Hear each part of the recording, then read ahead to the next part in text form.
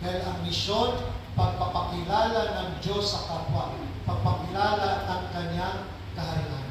That's why sa ating mga kaibigan na hindi na nagsisimba, ipakilala natin ang Diyos, mission yan.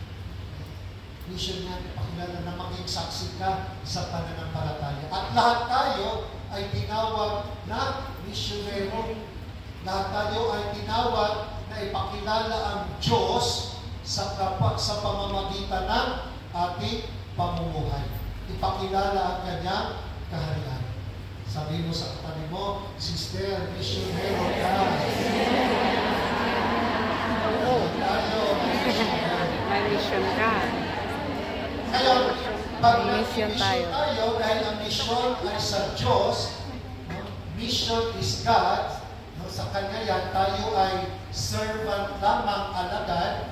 Huwag tayong matakot pag nag-mission tayo. Huwag tayong ma-discourage sa ating pag-mission. Magtiwala tayo kayo. Wala naman akong, hindi po wala nang theology, wala akong mga gamit.